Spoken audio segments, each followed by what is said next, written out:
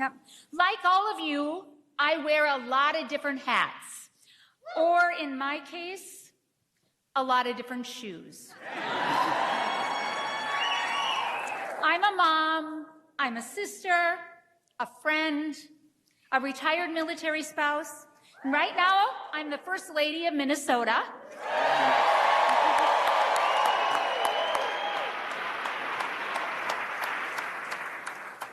But for much of my life, I've been a teacher.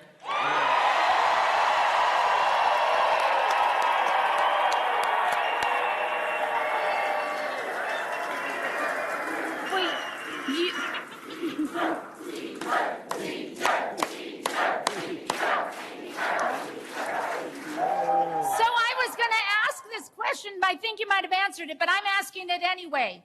Are there any teachers here today?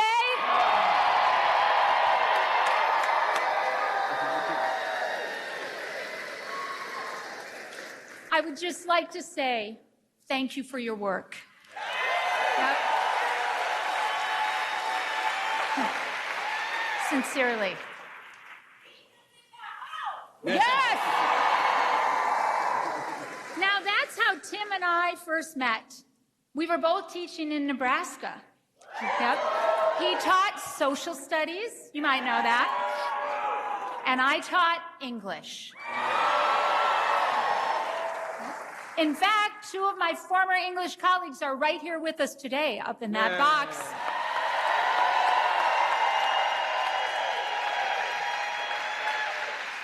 Now, Tim and I even shared a classroom. It was the old choir room, and in the school, they were short on rooms, so they just put a divider right down the middle. And it was thin. So his class was always just a little louder and a little more boisterous. That's right, isn't it, Aubrey? Yes, it is. Yes, it is.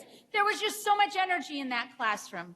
But what I knew is that Tim and I shared a belief that education can be transformative.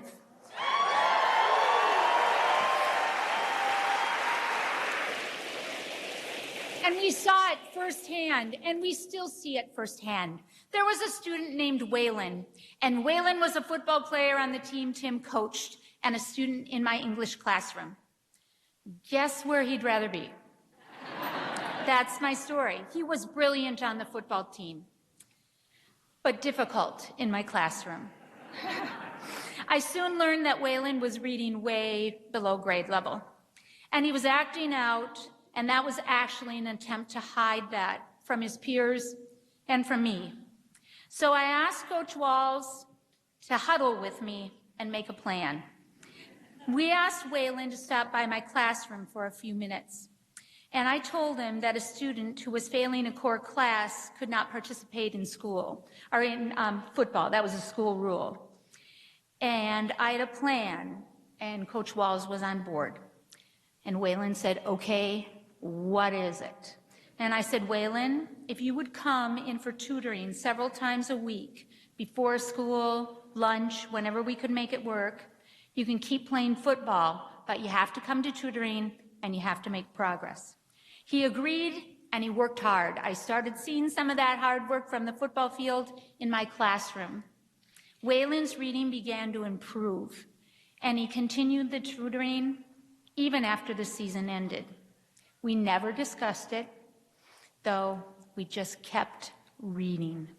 And Tim would often cross that thin divider in our classroom to read with Waylon and to cheer him on.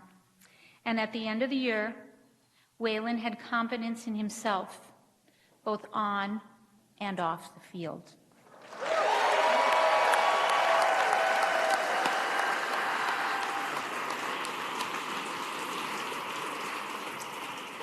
He graduated from high school, and educators, you know what that feels like. You know what that feels like. It is what we live for. And he had a shot to succeed. He had a chance. One of the things I love most about Tim is that he believes so strongly that every student, every child deserves a chance to get ahead.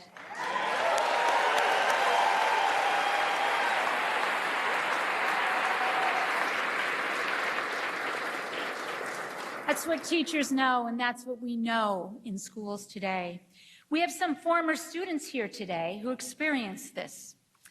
It's a commitment that I know Vice President Harris shares, and it is a vision that they will fight for every single day in the White House.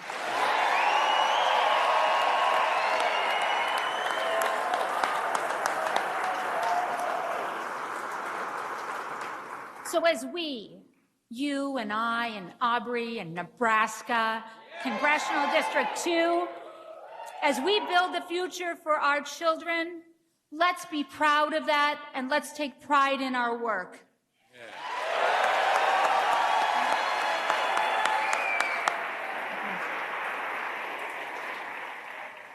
Now, you might not know my mom, but I bet you kind of know my mom. And she used to say to me, Gwen, do the work that is in front of you. And when I was in 6th grade, or about that time, I thought that meant the dishes. But I learned that wasn't exactly what it meant. It's advice that is both thoughtful and actionable. So I'm asking you here today, Nebraska, to join me in doing the work that is in front of us. Yeah. Will you?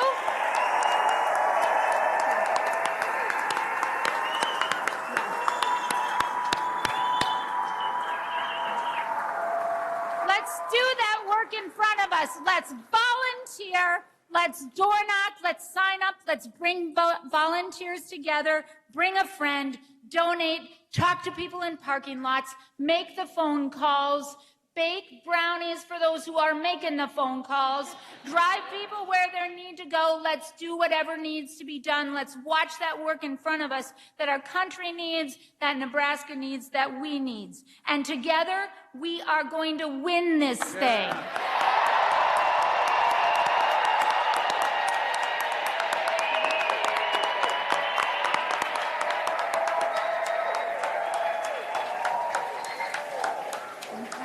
Let's win this. Now it's my honor to introduce someone very special, someone who spent time on both sides of that divider in our classrooms. Aubrey Herman Faustman had Mr. Walz for geography and me for English. Right? Yes. Checking. She was a standout student, of course, and she was on the cheer team. So she, along with all of my speech kids, was wanted, right, speech kids? Where are you? Yeah. She was one of the few who could call me Coach Walz. Yeah.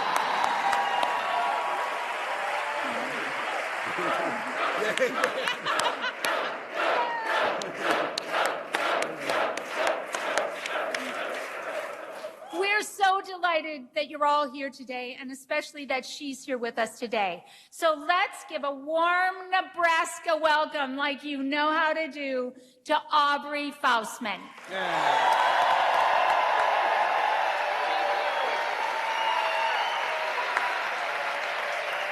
Wow.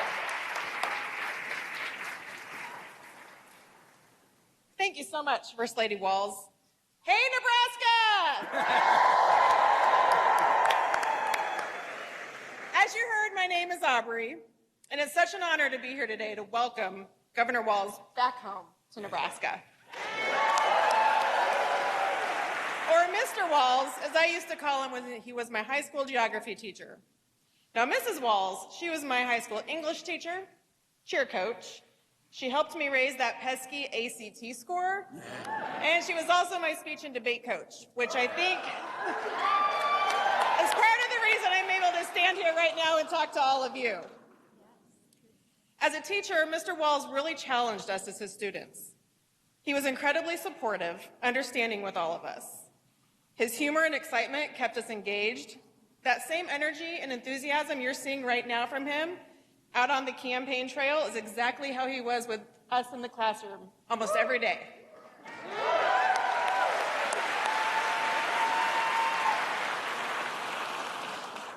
Mr. Walz has a great sense of humor. He's just a common sense, voice of reason, steady guide. And I think that's exactly what we need right now.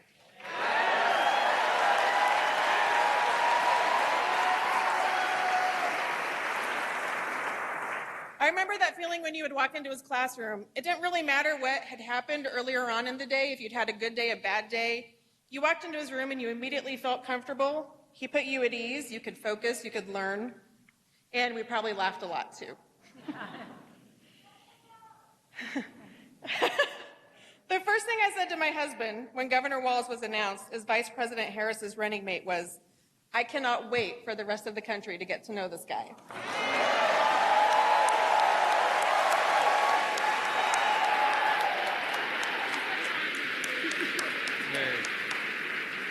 Because what they're going to see is just a good, decent human being who's committed to giving back to his community. He served our country honorably as a veteran in the National Guard.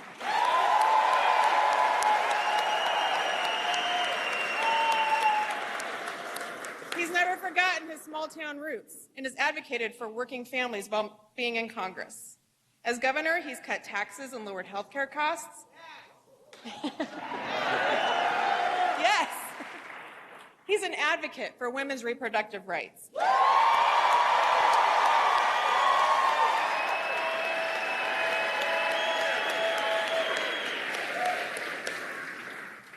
And he has given hope to so many who want to grow their own families.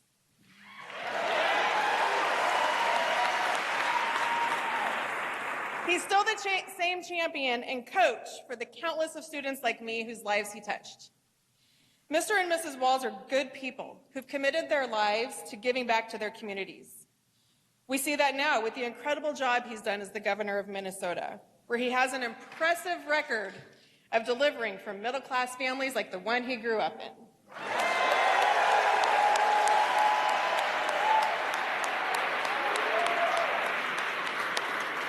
He signed the largest tax cut in state history, passed the largest infrastructure bill in Minnesota history, and with bipartisan support, he cut insulin costs to $35 a month to many Minnesotans.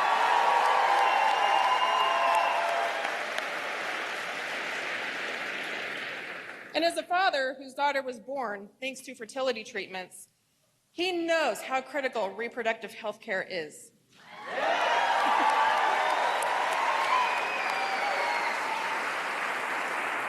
Which is why he made Minnesota the first state to pass a law codifying abortion rights after Donald Trump overturned Roe v. Wade.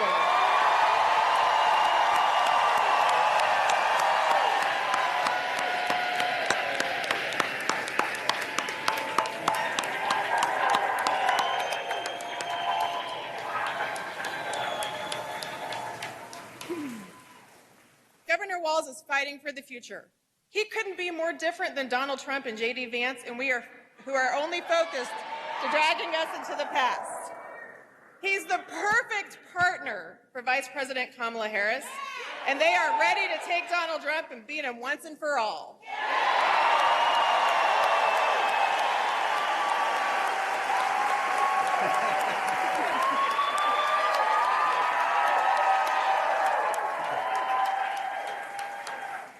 Now it's on all of us to put in the work to send Vice President Harris and Governor Walz to the White House. So let's get to work.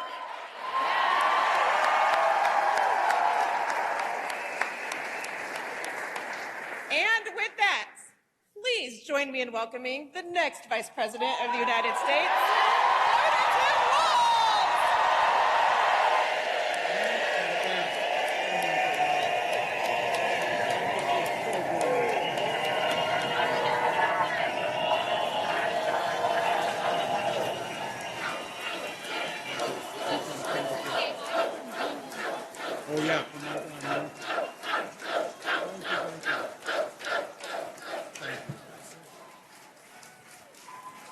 Wow.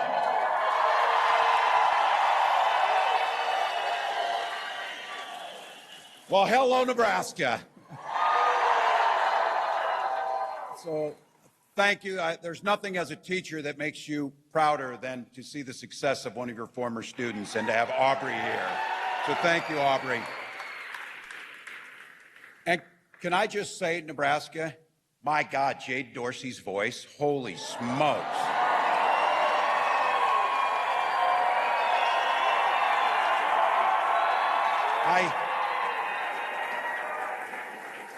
I don't want to get ahead of ourselves, but maybe she will need to do something in January, too. So.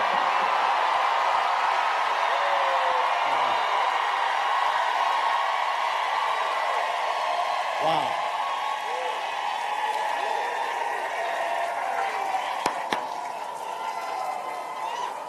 Wow. Special thank you to somebody who's been a friend of mine for a long time, who does the hard work to make these types of things happen, the Nebraska Democratic Party Chair, Jane Clabb.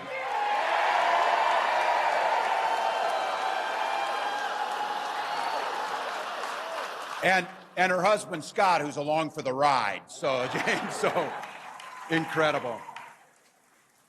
Look, it's incredible. You saw it here. It's great. Someone I've gotten an opportunity to know, the person who's going to be your congressman come January, Tony Vargas. So.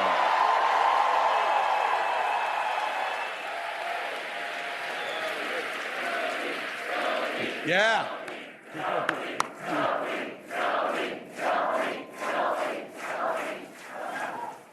And anybody willing to put themselves out there and run, I have to tell you, take a hard look at Preston Love. We need somebody who's listening to you. Take a hard look. Take a hard look. Well, I have to admit, it feels pretty good to be back home. So you might have seen, yeah, things got pretty exciting for me over the last 10 days, but not just for me. If you didn't notice, a few people showed up in Philly last week. And then about 12,000 showed up, many thousands walking for miles in the heat to a field in western Wisconsin.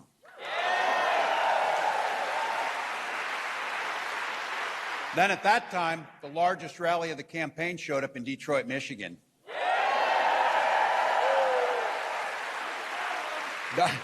Donald Trump said it was AI. You know what won't be AI? Their ballots come November will not be AI.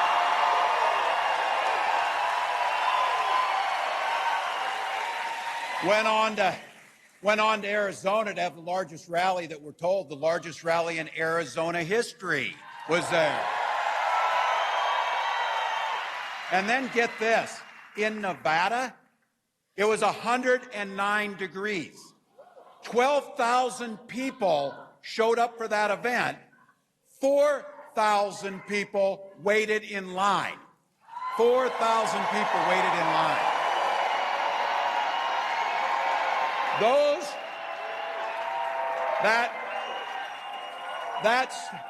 That state organizer named Shelby, they didn't just show up at a rally like this. 5,000 of them signed up to door knock, to phone bank, and to do the work.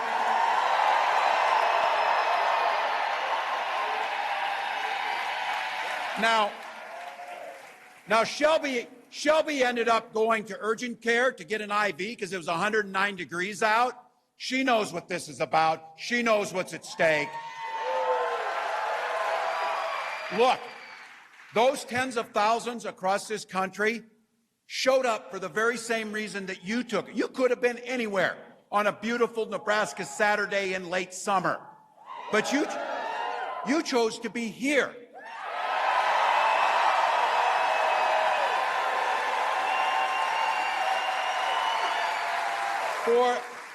For the most beautiful and simple reason: you love this country.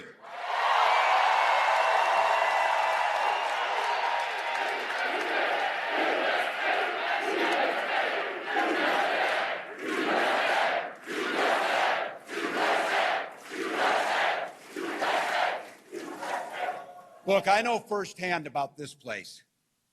The people in this state are decent people who show kindness, who show generosity. And you know what I also know about this state? Nebraskans don't fear the future. You make the future.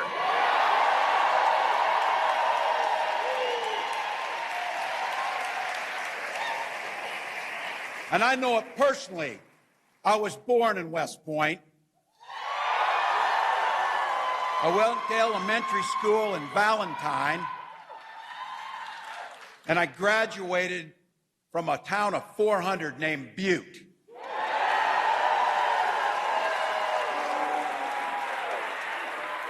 I had 24 classmates. Some of them are here today.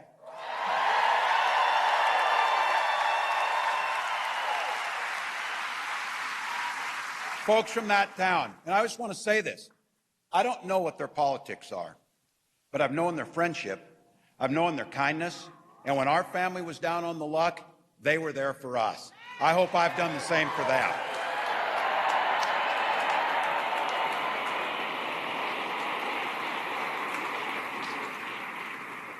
I wouldn't trade growing up in that town for anything in the world. Spent my summers working on the farms. I graduated from Chadron State College.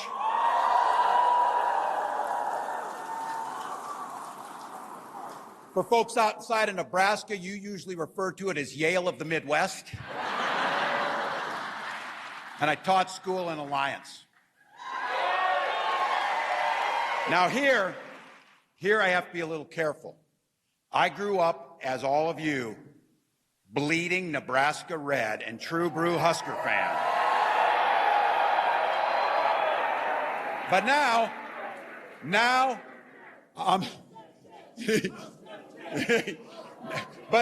I'm the governor of Gopher Nation. So I know. Look, I'm gonna play it safe. Go Mankato West Scarlets. Never close the yearbook. Never close the yearbook.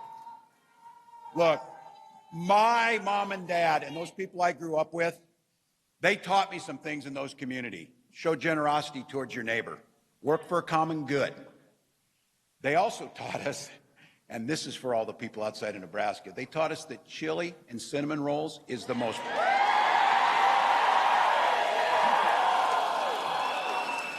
That is the most perfect culinary combination in the country. Look, right now, I couldn't be prouder to be on this ticket to help make Kamala Harris the next president of the United States.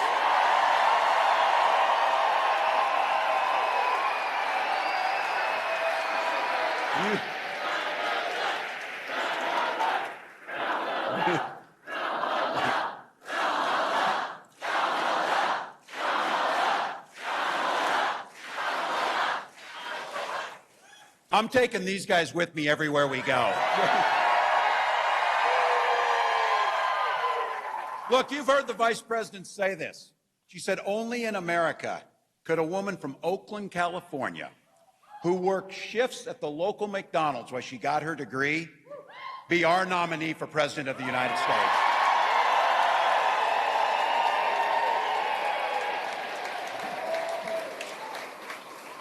When I heard the McDonald's story about that she's worked at McDonald's, like so many of us growing up, took jobs to get by. The funny thing to me is, can you picture Donald Trump working the McFlurry machine? Oh, he knows us. He knows us. He couldn't work the McFlurry machine. Many of you in here did. But I have to tell you, from her first day as a prosecutor, and then as a district attorney, and then as the Attorney General of the state of California, a United States Senator, and our Vice President,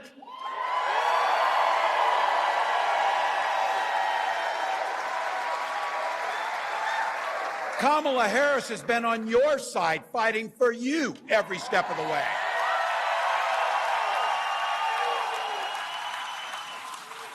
She's the one who took on the predators and the fraudsters. She's the one that took on the transnational gangs. She's the one who stood up against corporate greed. And she never hesitated to work across the aisle if it was right for the American people.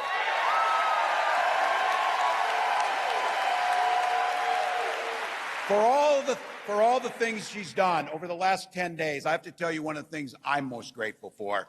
She has brought the joy out in this country. Smile.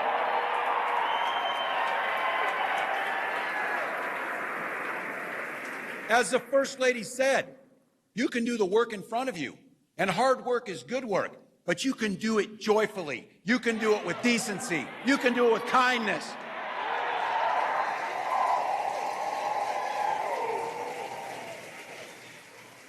And my community this state taught me a little something about a shared commitment. My dad served in the Army during the Korean War. With his encouragement, 2 days after I turned 17, I went and raised my hand and joined the Nebraska Army National Guard.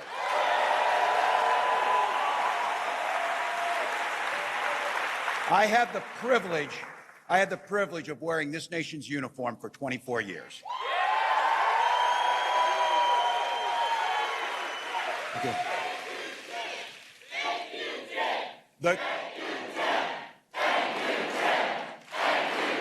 Thank you all. And I'll tell you, the Guard gave me a lot. The Guard gave me purpose. It gave me the strength of a shared commitment, something bigger and greater than just ourselves. And just as it did for my dad and millions of others, it gave me the GI Bill and a shot at a college education.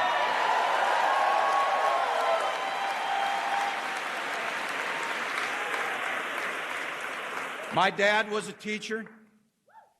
Both my brothers and my sister were teachers. 3 out of 4 of us married teachers. My wife's parents are teachers. 3 of 4 of her siblings are teachers.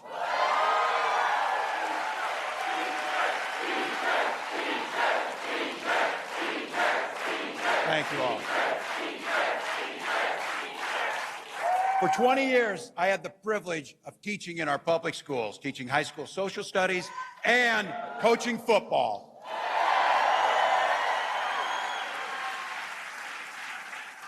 To a state championship, too, so. But it was my students and my players who really inspired me to run for office.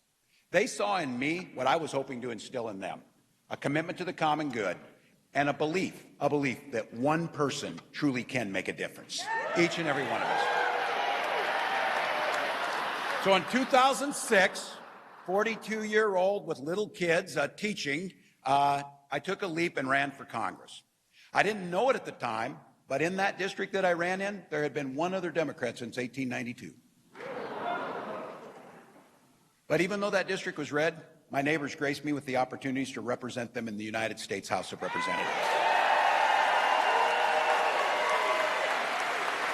And for 12 years, I worked bipartisanly on issues like Veterans Affairs, like agriculture and farm bills, and growing rural economies. I learned how to compromise without compromising my values. As governor of the great state of Minnesota, I took all those experience and skills to tackling some of the most difficult challenges that our state faces. But more than anything else, just like here in Nebraska, Minnesota's strength comes from our values. Values of working together, seeing past differences, and always be willing to be a neighbor to lend a helping hand.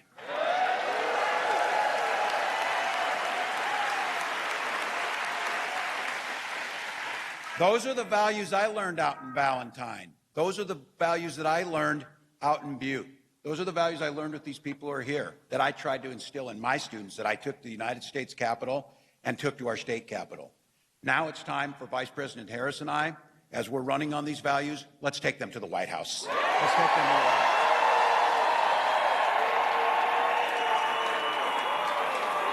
House. It's time. It's time. Yesterday, Vice President Harris rolled out a plan to start building an opportunity economy during our first 100 days in office. Cutting taxes, not for the billionaires, but for the folks in this room in the middle class. Taking on those who will price gouge at the grocery stores and other stores. Lowering the cost of rent and the opportunity to own your own home. Continuing to cut the costs of prescription drugs that we all depend on. And just like we did in Minnesota, relieving medical debt that straps millions of people. Now look, we're positive, but I think we all know Donald Trump sees the world a little differently. You think he would understand the importance of Carhenge as a historical relic?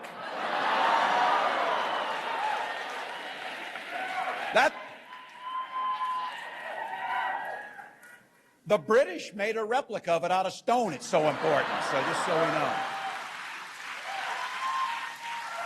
Or do you think he would know the joy of tubing and swimming the Niobrara as we do in the summer?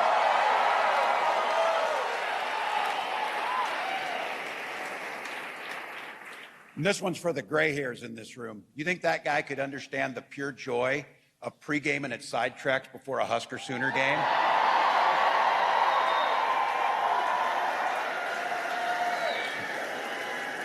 All I can say about that, too, is I'm glad there weren't video cameras around at the time. So we've been there. Look, in Nebraska, you got a slogan here. Nebraska, it's not for everyone.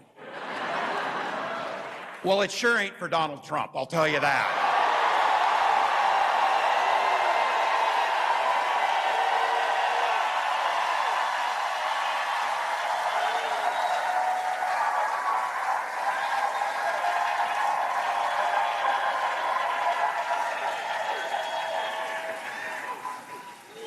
This guy is the opposite of everything here. Every opportunity he has, he weakens our country to strengthen his own hand.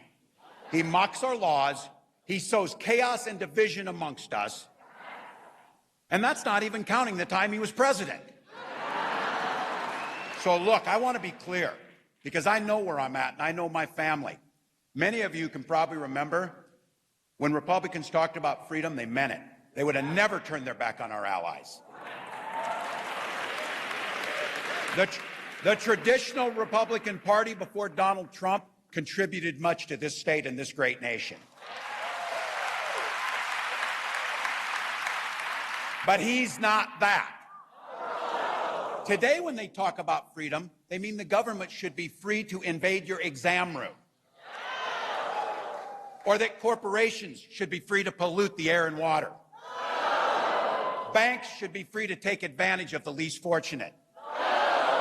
Look, in Minnesota, we respect our neighbors and their personal choices. Here in Nebraska, it's the same way. We might not make those choices for ourselves, but we live by the golden rule. And that golden rule is, mind your own damn business. Mind your own damn business.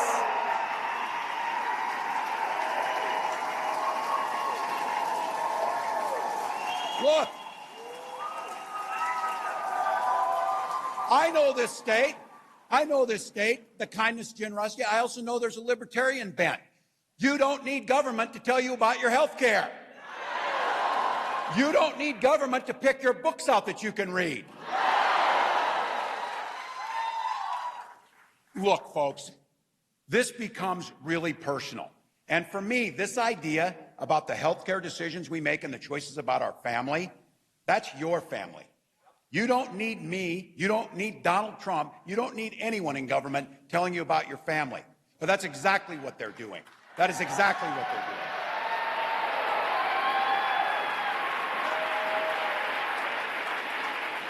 doing. If you're an old school libertarian Republican Nebraskan, this is the ticket for you. This is the ticket for you.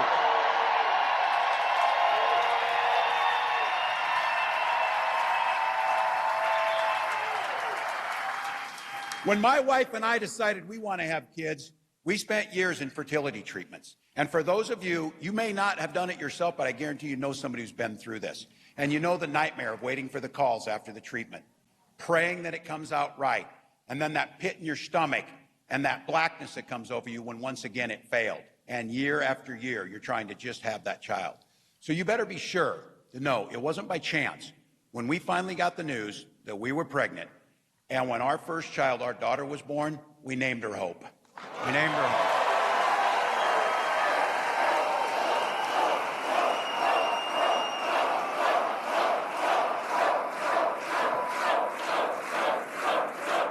So when this ticket talks about freedom, we mean the freedom to make your own health care decisions. Make them yourself.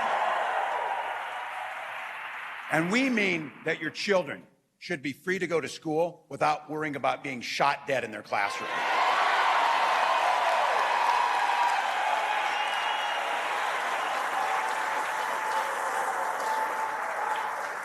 Freedom is when education is a ticket to the middle class, not crippling student loan debt. Freedom, where the air is clean, the water is pure, and your communities are safe. And the freedom to settle our political differences, not by violence, but at the ballot box in November.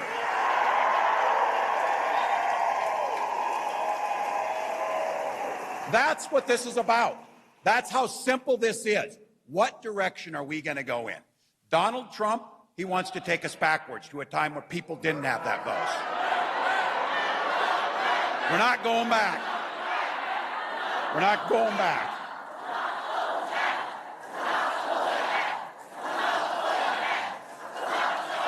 And look, when he tries to play dumb about this 2025 plan, I coached football for enough years. When somebody takes the time to draw up a playbook, they plan on using it. He knows what this will do: restrict our freedoms, rig the economy for the ultra-rich by punishing the middle class. If he returns to the White House, he's going to pick up just where he left off. But the people around him who worked with him the first time are already telling us it will be much, much worse. Raising costs on you while making it easier for billionaires. Repealing the Affordable Care Act so we can go back to pre-existing conditions and making it impossible to get health care. And they're very clear about this. They're very clear. Gut Social Security and Medicare for those tax cuts for the wealthy, and ban abortion across this country. We know in this room abortion is health care, and again, that's your decision to make. That's your decision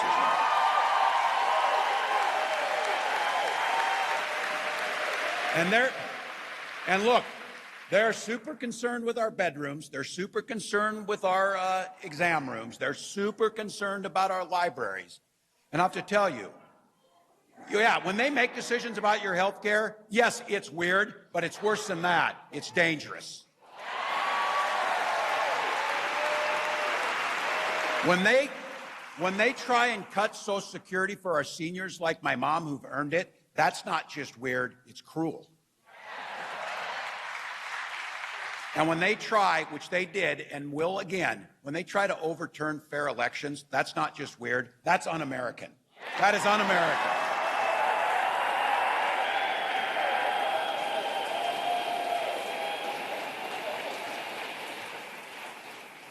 And this idea about knowing us, let me ask you something on this. Do you think J.D. Vance knows one damn thing about Nebraska?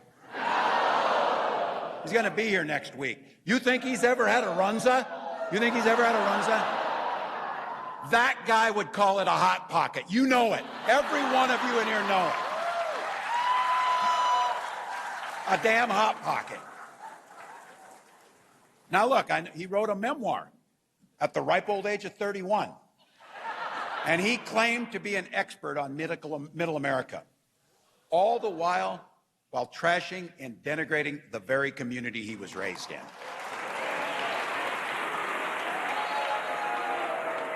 Look, folks, in the heartland and in Nebraska and in Minnesota, we don't need a Yale-educated philosophy major backed by billionaire venture capitalists to tell us who we are. We know who we are. We know who our neighbors are.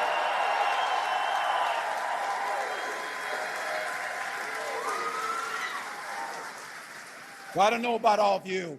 It's time to put these guys in the rearview mirror. Let's end this. It's time to put them in there. Say it with me. You know it's true. We are not going back to that. We are not going back to that. We're not going back.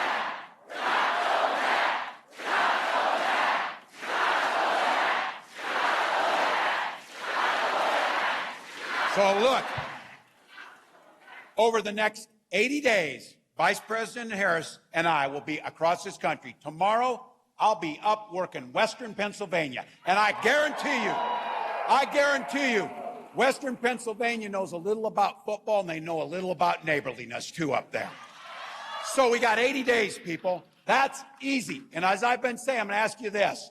80 days. Work hard. We can sleep when we're dead. We can sleep when we're dead. Not now. Not now.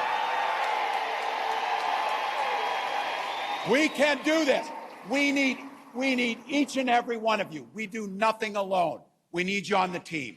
On November 5th, I want to be at the end of that day when the ballots close across this country. I want to know, and you want to know, we left it all on the field. We left it all on the field.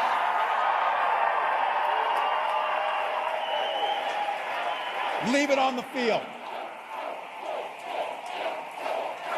Because each and every one of you believe exactly what Kamala Harris believes. We believe in the promise of America. We just have to fight. We just have to fight for it. Because as the next president of the United States says, she says it often, when we fight, we win. When we fight, we win. When we fight, we win. Thank you, Nebraska. Let's go.